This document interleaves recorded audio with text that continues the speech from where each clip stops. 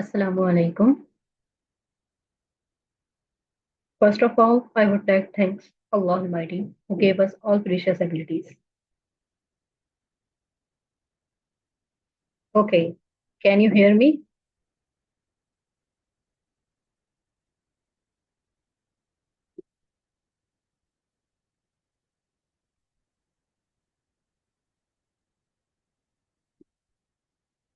अच्छा, आप लोगों को मेरी आवाज आ रही है?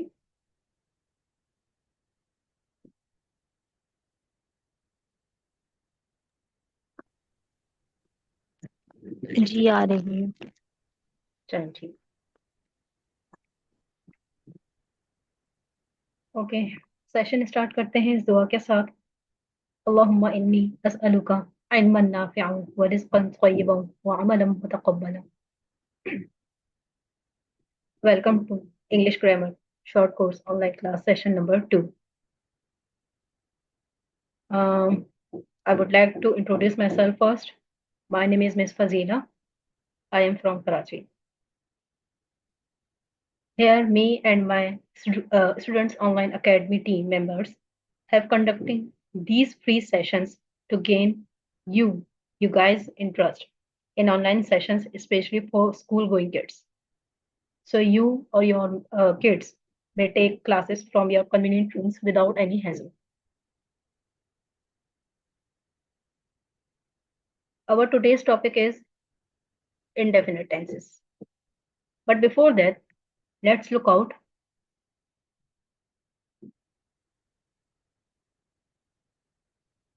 All right.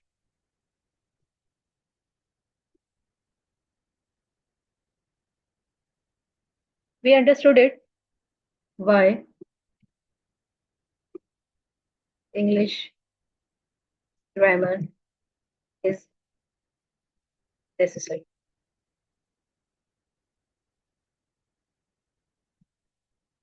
Why English grammar is necessary? Can anybody tell me? You can participate now.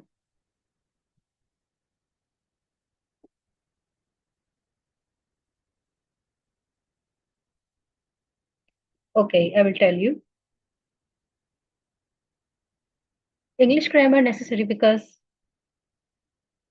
it increases our credibility and enhances writing and speaking power. Then we went through basic grammar terms.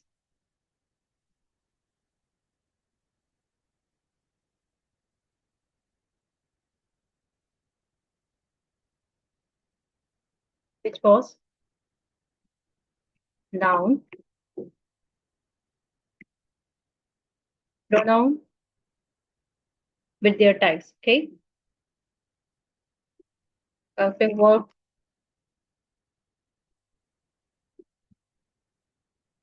we learned about it. What is helping verb? Then verb, or we can say any action regarding we are talking about in our sentences. Then object. Okay.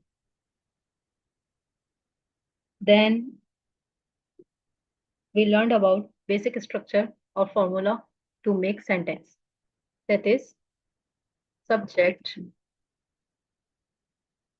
plus verb, which could be any form. First form, second form, we will learn about it. Plus object. This is basically the formula of simple tenses. Okay. It was a short summary what we learned from the last session. Okay.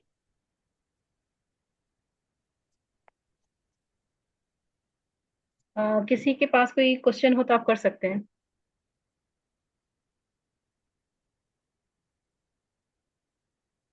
Anyone?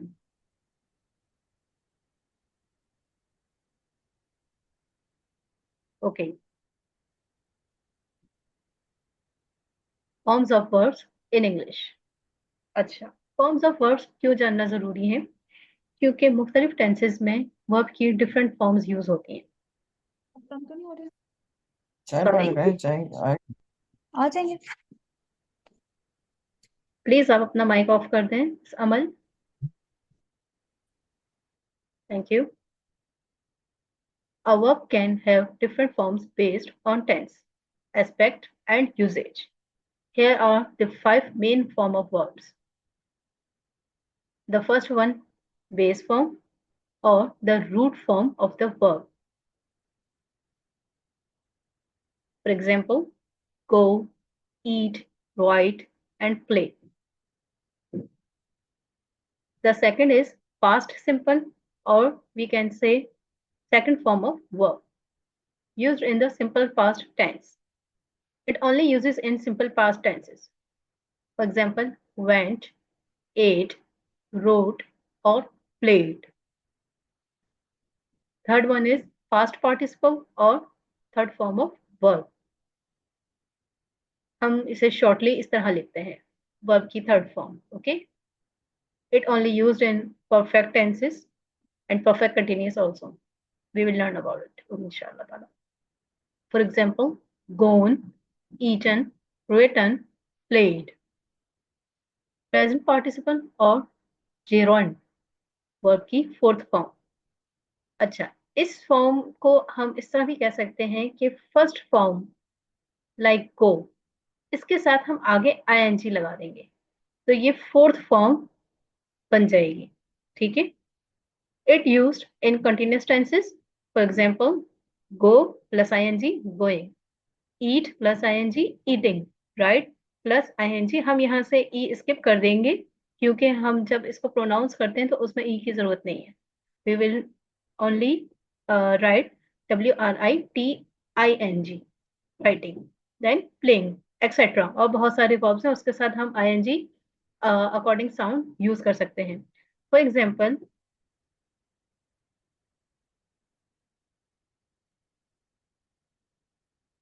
Run, sorry मेरी यहाँ पे writing अच्छी नहीं होगी। Okay, जब हम इसके साथ प्लस करेंगे आईएनजी तो ये क्या बनेगा, रनिंग। लेकिन इसमें according to sound, to proper pronounce it, we will use double N, then ING. Okay, so according to verb and their sounds, we will use and add ING. All right.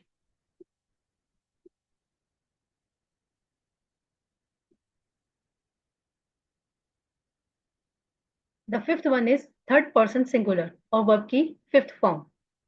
It used in the simple present tense for he, she, it. अच्छा, third person singular, इसका नाम ही third person singular है। ये ही, she, it और कोई भी नाम हो उसके साथ ये यूज किया जाता है। इसके लिए भी हम बेसिक जो फॉर्म है वर्ब की फर्स्ट फॉर्म, उसके साथ हम या तो एस या फिर ई एस लगाते हैं, लेकिन सिर्फ और सिर्फ थर्ड पर्सन सिंगुलर के लिए।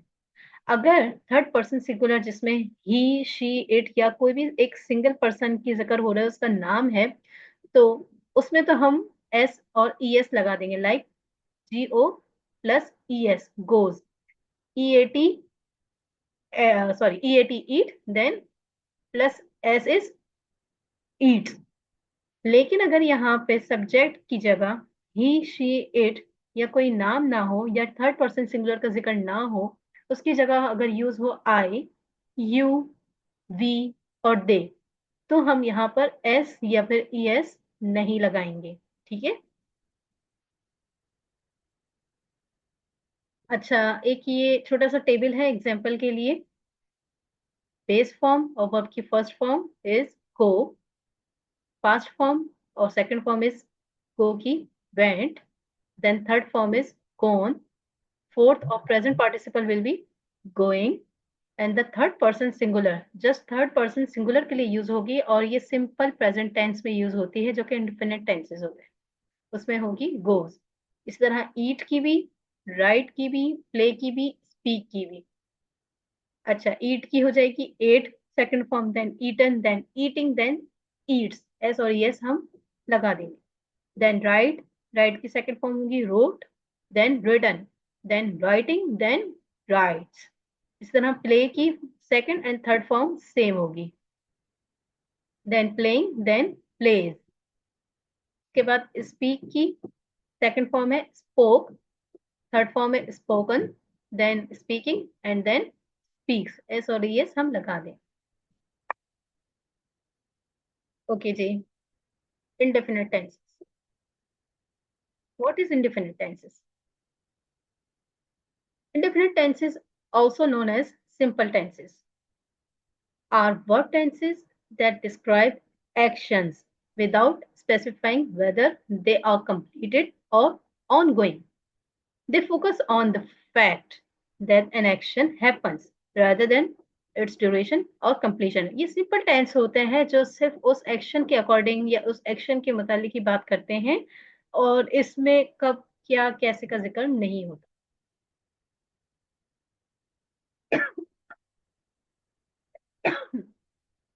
चलिए जी, steps for indefinite tenses in English grammar. Number 1 is present indefinite और simple present tense. इसका स्ट्रक्चर या फॉर्मूला समझते हैं। पॉजिटिव का सब्जेक्ट प्लस बेस वर्ब और वर्ब की फर्स्ट फॉर्म प्लस एस और ई एस, लेकिन only for he she it और एनी नेम। नेम भी किसी एक सिंगल पर्सन का होगा, ठीक है। ये थर्ड पर्सन सिंगुलर हो जाएगा, ही यानी वो, शी भी वो, यानी या तो लड़का या लड़की या कोई भी चीज या किसी का नाम। ये सिर्फ और सिर्फ सिंगल पर्सन के लिए, वो भी थर्ड पर्सन सिंगुलर के लिए एस और ई एस लगेगा, किसके साथ? वर्ब की फर्स्ट फॉर्म के साथ प्लस ऑब्जेक्ट। इसके एग्जाम्पल यहाँ पर है she, which is a subject, writes, base form plus s or es. A letter, a is an article and letter is an object. Okay जी, नेक्स्ट देखते हैं नेगेटिव सेंटेंस के लिए। Present indefinite negative sentence, subject plus H B is helping verb plus not plus base verb और verb की first form plus object. अच्छा, क्या यहाँ पे बता सकता है मुझे कोई कि helping verb present indefinite tense में हेल्पिंग वर्ब कौन सा यूज होता है? Can anybody? प्रेजेंट डेफिनेट में हेल्पिंग वर्ब यूज नहीं होता, इज आर एम कुछ भी नहीं। ओके, लेकिन अगर हम नेगेटिव या इंटरोगेटिव टेंसेस की बात करते हैं तो उसमें हेल्पिंग वर्ब यूज होता है। कैन जी। Anyone guess? Can anyone guess which one? Does not, do not. Yes, exactly. यहाँ आपको नजर आ गया, helping verb will be use do और does. Do, does. Yes, do भी इसी तरह यूज होगा जब हम थर्ड पर्सन सिंगुलर की बात करेंगे तो उसमें हेल्पिंग वर्ब में एस या ई एस लगेगा, उस टाइम पर वर्ब के साथ एस और ई एस नहीं लगेगा। लेकिन अगर हम फर्स्ट पर्सन या सेकंड पर्सन की बात करते हैं या एक से ज्यादा लोगों की बात करते हैं तो उसमें जस्ट डू यूज होगा।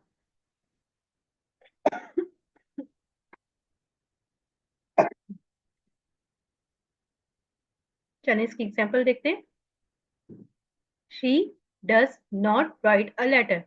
देखें, यहाँ पे भी थर्ड पर्सन सिंगुलर था, लेकिन हेल्पिंग वर्ब में हमने ई एस लगा दिया और इसके मेन वर्ब से हमने एस और ई एस हटा दिया।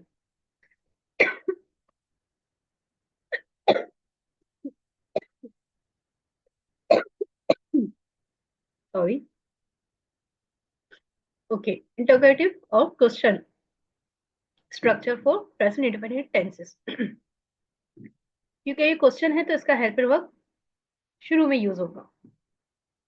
Helping verb plus subject plus verb की first form plus object then question mark. Question mark यहाँ पे बहुत जरूरी है, उससे ही पता चलेगा कि ये सेंटेंस एक्चुअली इंटरोगेटिव है। इसकी एग्जांपल देखते हैं। Does she write a letter? Question mark.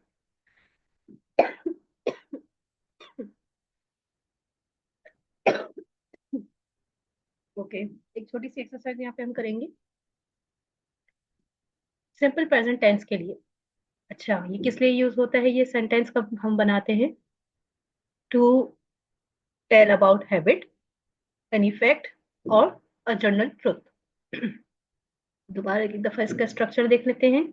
Subject plus base verb और वर्ब की फर्स्ट फॉर्म प्लस एस और ES for only third person singular, he, she, it or any name. Then plus object. For example, she reads a book every day. यहाँ पे किसकी बात हो रही है? हैबिट की, फैक्ट की और जनरल ट्रूथ? कौन बताएगा?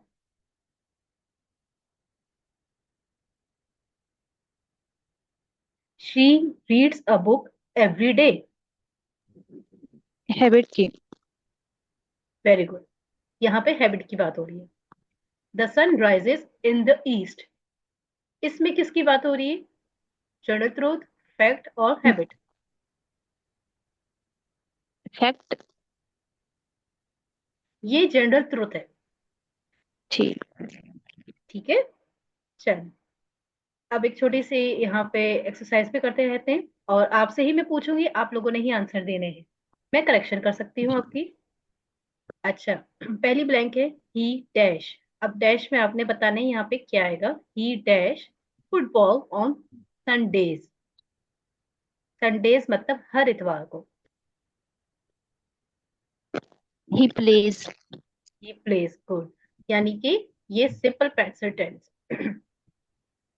The baby dash when hungry. Cries. Cries. अच्छा, अब ये बताएं, ये जो सेंटेंस है the baby cries when hungry, ये हैबिट है, फैक्ट है या फिर जनरल ट्रूथ है?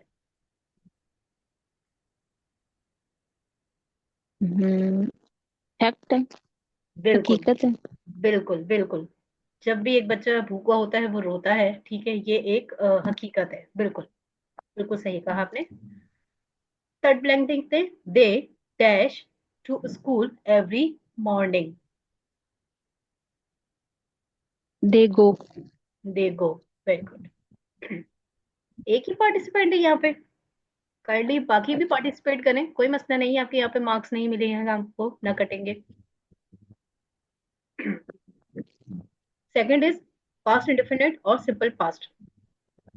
इसका स्ट्रक्चर देखते हैं। पॉजिटिव का पहले सब्जेक्ट प्लस पास्ट वर्ब और वर्ब की second form plus object. For example, they played football. इसका नेगेटिव स्ट्रक्चर देखते हैं किसका, पास्ट इंडेफिनिट का। Subject plus helping verb plus not plus base verb और वर्ब की फर्स्ट फॉर्म। देखिए अब यहाँ पे वर्ब की फर्स्ट फॉर्म यूज हो रही है, पहले हमने सेकंड फॉर्म यूज की थी किसमें, पॉजिटिव सेंटेंस में, पास्ट के लिए। अब यहाँ पे पास्ट के लिए, नेगेटिव सेंटेंस के लिए हम वर्ब की फर्स्ट फॉर्म यूज कर रहे हैं, then plus object. Can anybody tell me what will be helping verb in it? Did not. Very good. अच्छा, सिर्फ डिड हेल्पिंग वर्ब है, नॉट नहीं। ठीक है, जी जी नॉट डिड। तो हम, ठीक है, ये यहाँ पे आप देख भी सकते हैं डिड। ठीक है, इसका हम एग्जाम्पल देखते हैं। They did not play football.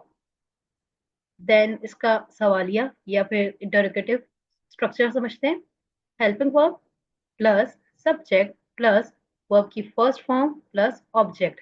अच्छा, जब भी हम इसमें हेल्पिंग वर्ब यूज करते हैं, जो कि हम मोस्टली नेगेटिव या फिर इंटरोगेटिव में यूज करते हैं, उसमें हम वर्ब की फर्स्ट फॉर्म यूज करते हैं। और जहां पे हम हेल्पिंग वर्ब यूज नहीं कर रहे, जो कि सिंपल पास्ट टेंस है, तो उसमें हम वर्ब की सेकंड फॉर्म यूज करते हैं। इसकी एग्जांपल देखते हैं। Did they play football, then question mark. Any question? कोई सवाल हो? No.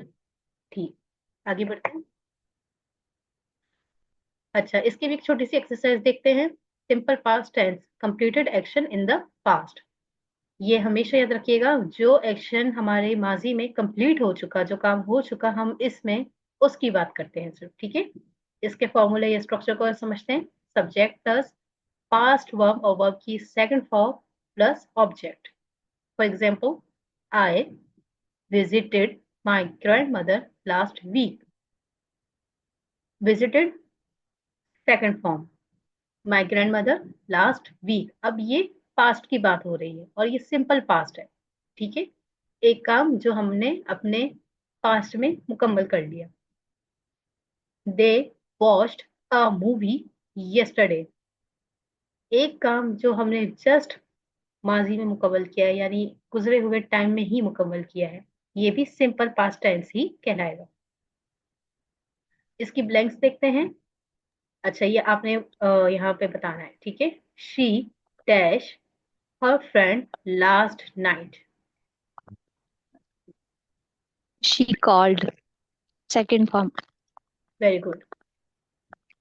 We dash pizza for dinner.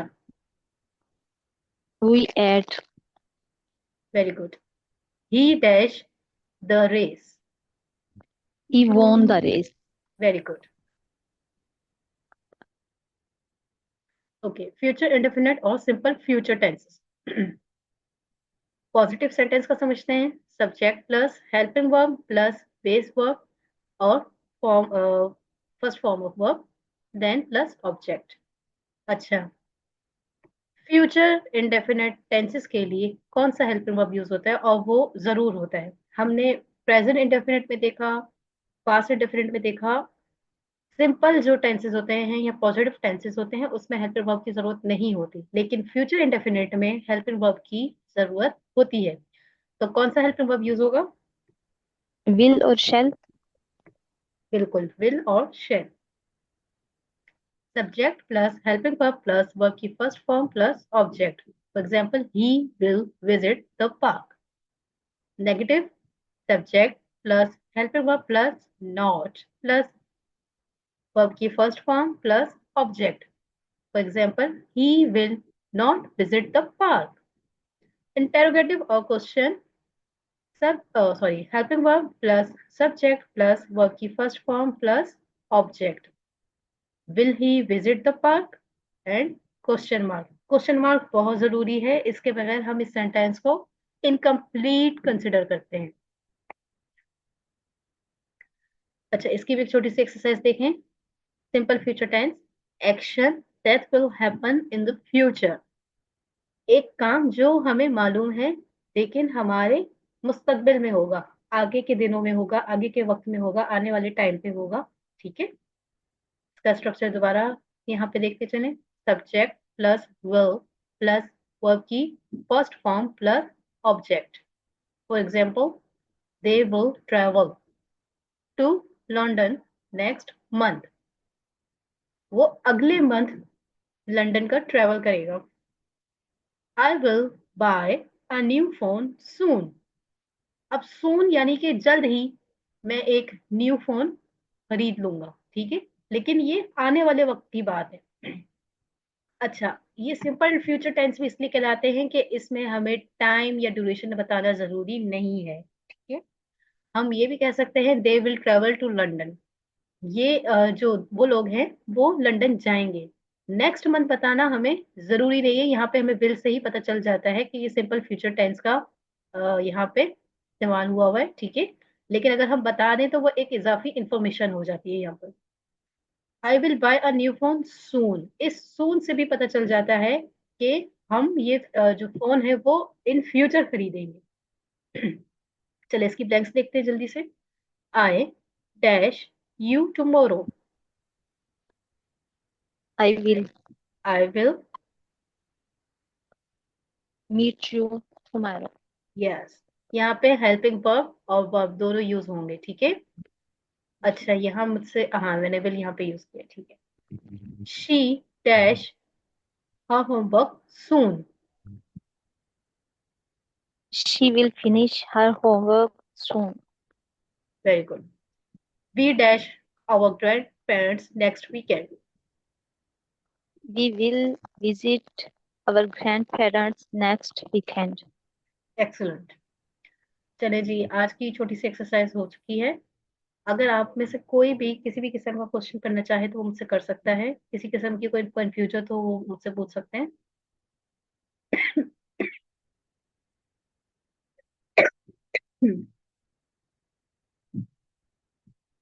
Okay.